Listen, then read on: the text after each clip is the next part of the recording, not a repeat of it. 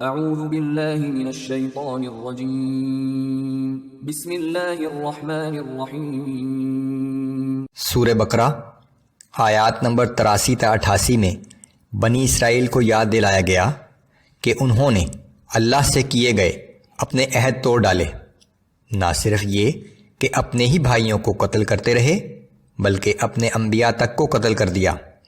یہود کا کہنا کہ ان کے دلوں پر غلاف چڑھے ہوئے ہیں اس لیے ایمان نہیں لاتے۔ اعوذ باللہ من الشیطان الرجیم۔ وَإِذْ أَخَذْنَا مِيثَاقَ بَنِي إِسْرَائِيلَ لَا تَعْبُدُونَ إِلَّا اللَّهَ وَبِالْوَالِدَيْنِ إِحْسَانًا وَذِي الْقُرْبَى وَالْيَتَامَى وَالْمَسَاكِينِ وَقُولُوا لِلنَّاسِ حُسْنًا وَأَقِيمُوا الصَّلَاةَ وَآتُوا الزَّكَاةَ۔ اور وہ وقت یاد کرو جب ہم نے بنی اسرائیل سے عہد لیا تھا کہ اللہ کے سوا کسی کی عبادت نہ کرنا اور ماں باپ سے نیک سلوک کرنا اور قرابت داروں، یتیموں اور محتاجوں کے ساتھ بھی حسن سلوک کرنا اور لوگوں سے نیکی کی بات کہنا اور نماز قائم کرنا اور زکوٰۃ ادا کرتے رہنا۔ ثم تولیتم الا قلیلا منکم وانتم معرضون۔ پھر تم میں سے چند لوگوں کے سوا سب اس عہد سے پھر گئے اور تم لوگ ہو ہی روگردانی کرنے والے۔ وَإِذْ أَخَذْنَا مِيثَاقَكُمْ لَا تَسْفِكُونَ دِمَاءَكُمْ وَلَا تُخْرِجُونَ أَنفُسَكُمْ مِنْ دِيَارِكُمْ ثُمَّ أَقْرَرْتُمْ وَأَنْتُمْ تَشْهَدُونَ۔ اور جب ہم نے تم سے یہ عہد لیا تھا کہ تم آپس میں ایک دوسرے کا خون نہیں بہاؤ گے اور نہ ایک دوسرے کو جلا وطن کرو گے، پھر تم نے اس بات کا اقرار بھی کر لیا اور تم اس کی گواہی بھی دیتے ہو۔ ثم انتم هؤلاء تقتلون انفسكم وتخرجون فريقا منكم من ديارهم تظاهرون عليهم بالاثم والعدوان مگر آج تم ہی وہ لوگ ہو کہ اپنے بھائیوں کو قتل بھی کر رہے ہو اور اپنے ہی لوگوں کو ان کے وطن سے باہر نکال رہے ہو اور ان کے خلاف ظلم اور زیادتی کے ساتھ ان کے دشمنوں کی مدد بھی کرتے ہو۔ يَأْتُوكُمْ أُسَارَىٰ تُفَادُوهُمْ وَهُوَ مُحَرَّمٌ عَلَيْكُمْ إِخْرَاجُهُمْ۔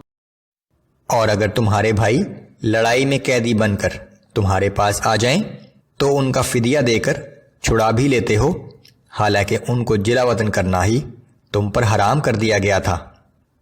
اگر تمہیں ہمارے احکام کا اتنا ہی خیال ہے تو تمہیں چاہیے تھا کہ انہیں جلا وطن ہی نہ کرتے تاکہ نہ لڑائی کی نوبت آتی اور نہ فدیہ دینے کی۔ افتؤمنون ببعض الكتاب وتكفرون ببعض فما جزاء من يفعل ذلك منكم إلا خزي في الحياة الدنيا ويوم القيامة يردون إلى أشد العذاب۔ کیا تم کتاب کے ایک حصے پر ایمان رکھتے ہو اور دوسرے کا انکار کرتے ہو؟ پس تم میں سے جو شخص بھی ایسا کرے گا اس کی سزا اس کے سوا اور کیا ہو سکتی ہے کہ دنیا کی زندگی میں ذلیل و خوار ہو اور قیامت کے دن شدید ترین عذاب میں ڈال دیا جائے۔ وَمَا اللَّهُ بِغَافِلٍ عَمَّا تَعْمَلُونَ۔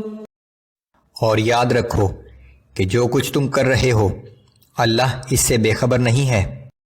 أُولَئِكَ الَّذِينَ اشْتَرَوُا الْحَيَاةَ الدُّنْيَا بِالْآخِرَةِ فَلَا يُخَفَّفُ عَنْهُمُ الْعَذَابُ وَلَا هُمْ يُنصَرُونَ۔ یہی وہ لوگ ہیں جنہوں نے آخرت کے بدلے میں دنیا کی زندگی خرید لی ہے، پس نہ ان پر سے عذاب میں کمی کی جائے گی اور نہ ہی ان کو مدد مل سکے گی۔ وَلَقَدْ آتَيْنَا مُوسَى الْكِتَابَ وَقَفَّيْنَا مِن بَعْدِهِ بِالرُّسُلِ وآتينا عيسى ابن مريم البينات وأيدناه بروح القدس اور بے شک ہم نے موسیٰ علیہ السلام کو کتاب یعنی تورات عطا کی، اور ان کے بعد ہم نے پے در پے بہت سے رسول بھیجے، اور ہم نے مریم کے بیٹے عیسیٰ علیہ السلام کو واضح معجزات عطا کیے، اور ہم نے روح القدس یعنی جبرائیل کے ذریعے ان کی مدد کی۔ أَفَكُلَّمَا جَاءَكُمْ رَسُولٌ بِمَا لَا تَهْوَى أَنفُسُكُمُ اسْتَكْبَرْتُمْ فَفَرِيقًا كَذَّبْتُمْ وَفَرِيقًا تَقْتُلُونَ۔ تو کیا یہ امر واقعہ نہیں کہ جب بھی کوئی رسول تمہاری نفسانی خواہشات کے خلاف احکام لایا تو تم نے تکبر کیا، اور بعض نبیوں کو تم نے جھٹلایا، اور بعض کو تم نے قتل تک کر دیا۔ وَقَالُوا قُلُوبُنَا غُلْفٌ بَل لَّعَنَهُمُ اللَّهُ بِكُفْرِهِمْ فَقَلِيلًا مَّا يُؤْمِنُونَ۔ اور یہود کہتے ہیں کہ ہمارے دلوں پر غلاف چڑھے ہوئے ہیں، بلکہ اصل بات یہ ہے کہ ان کے کفر کے باعث اللہ نے ان پر لعنت مسلط کر دی ہے، سو وہ کم ہی ایمان لاتے ہیں۔